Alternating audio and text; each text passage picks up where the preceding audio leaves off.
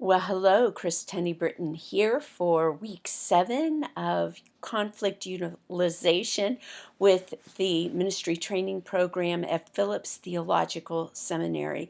This week we're talking about self-care and what an incredibly important part of conflict utilization this is. When we're intervening, when we're dealing with conflict, we are so focused on other people. And I may have said this in previous weeks, but a friend of mine said a number of years ago that people tend to spend more time in my head than they do in their own. And I've really come to appreciate that. One, because people often think they know what I'm thinking, or they are trying to anticipate, or they think that I'm going to act a certain way and they stand back or they're afraid, something along those lines, when the reality is they're just trying to think for me rather than thinking about their own responses. They're reacting to what they think is going to happen. That's a big part of fear, as you probably already know. Well, what also happens is we spend a lot of time in their heads, right? That there's an antagonist, there is somebody, something that is out of control, and we then begin to presuppose or to think into that in ways that may not be accurate, and there we are responding to what's not real. We are uh, not responding, we are reacting to what hasn't even happened. I mean, reaction, you think about that's how we act about something, or react to something that has happened, but we end up reacting to what has not yet happened. We presuppose it all the way. Well, in doing that, as you can probably see, we're just running ourselves down. And if we're going to be healthy about how we respond, if we're going to be able to respond, if we're going to be able to maintain our own health, let alone be able to respond and be available to our families, our friends, for those in what really matters most to us, then we are going to have to take care of ourselves. And that is what we're focusing on this week. Your readings are going to talk a bit about that. Your assignment this week will be a self-care plan. I really want you to think about that, because when you find yourself into the thick of things, if you have a plan, if you have habits, if you've been working forward, then that is what this is going to see you through. If you don't, I promise you that you are going to experience some kind of disability in the long run. You can even suffer death. Um, Ministers leave positions one of several ways. One is they leave by design. They know what they've come to do, and they leave when they've done it. With that, if you know what you've come to do, then when the conflict begins, when things get in the way and you're not able to do that, and you've tried everything you can, you've worked all your possibilities.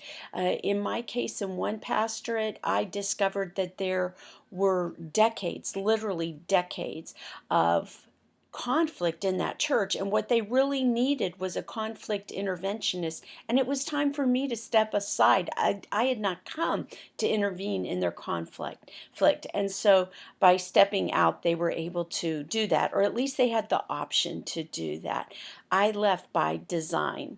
Wasn't my initial intention, but it ended up, I knew what I was to do, and I needed to leave. You can live by decision. For whatever reason you decide it's time to go.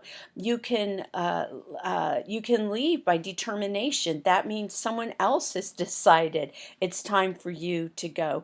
If you don't leave when someone else has decided, or when it's time for you to leave, you're going to end up leaving by disability.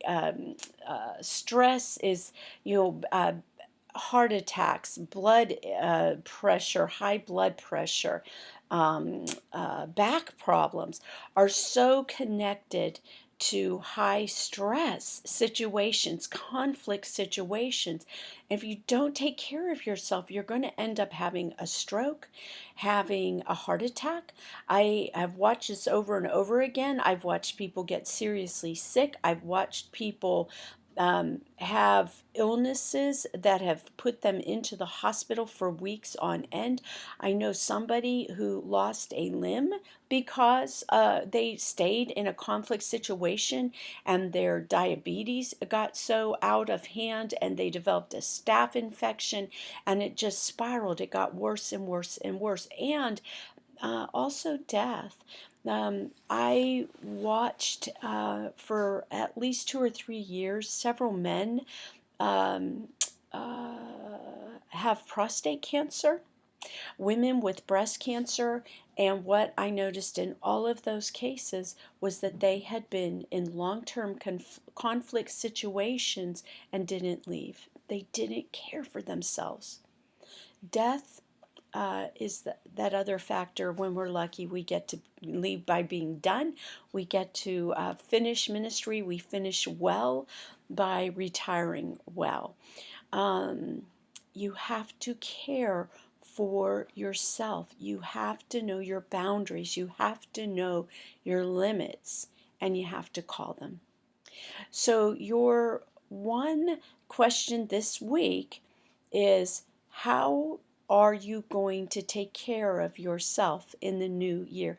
What is your plan? Well, let's get through this class. Let's get through holidays. Let's look at how you're going to care for yourself. What is your plan? So that's your personalized question for this week. I want you to think about that. Be thinking about your final here. Your final is coming up, and it is coming up quickly. Let me review that.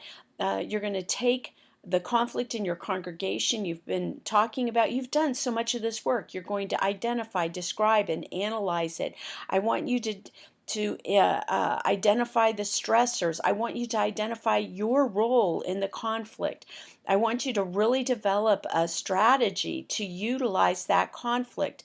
Be sure it includes intervention, confrontation, possibilities, the pitfalls, a fallback plan, how you're going to care for yourself and your family. Determine your next steps to implement your plan. What are you going to do next out of this class? You're going to find that on this page, and I would suggest you get started on it. We have one more week. We're going to be tying things up. We're going to be putting together, and this final paper is, again, you've got all the tools that you need to get started on it.